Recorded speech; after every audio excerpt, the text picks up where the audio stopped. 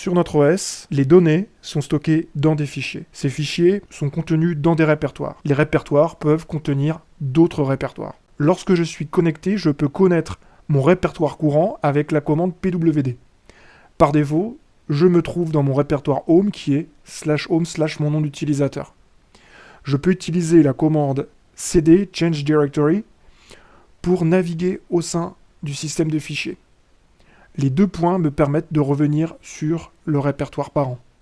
Le point indique le répertoire courant, le / la racine. Le moins me permet de revenir dans le répertoire dans lequel je me trouvais avant d'utiliser la commande cd. Enfin, le tilde me permet d'aller directement dans mon répertoire home. Je peux me rendre dans un répertoire à partir de son chemin complet depuis la racine, qu'on appelle aussi le chemin absolu, ou bien je peux indiquer uniquement le chemin relatif par rapport à ma position courante. Je fais ici cd Gimli car dans mon répertoire courant, j'ai un répertoire Gimli. La commande ls me permet d'afficher le contenu d'un répertoire.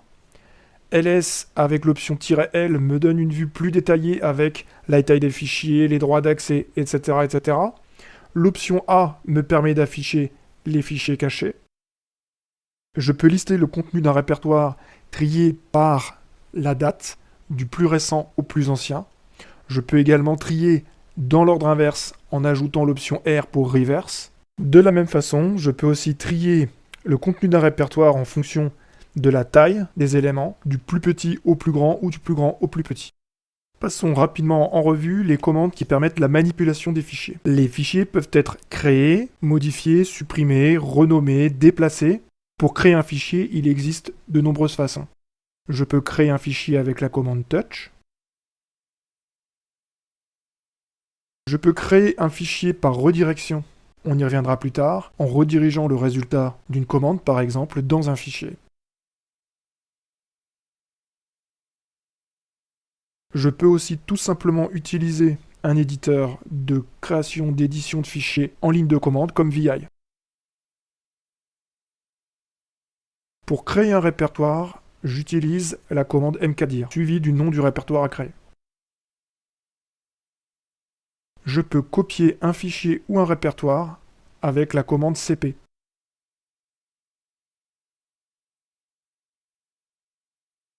Si je dois copier un répertoire et tout son contenu, j'utilise l'option -r pour récursive.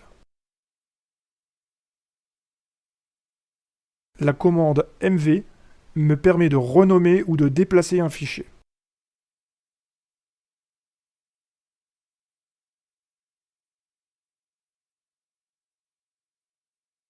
La commande rm me permet de supprimer un fichier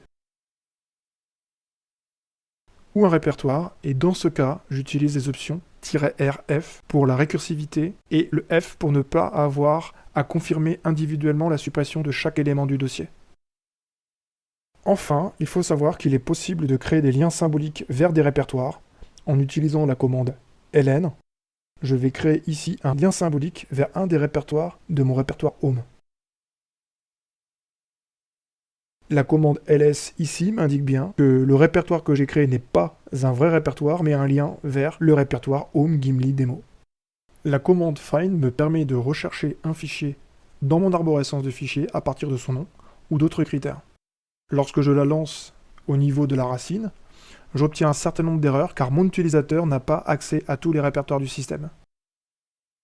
Si je relance la commande avec le mot-clé sudo, je l'exécute avec des privilèges supplémentaires qui font disparaître ces erreurs.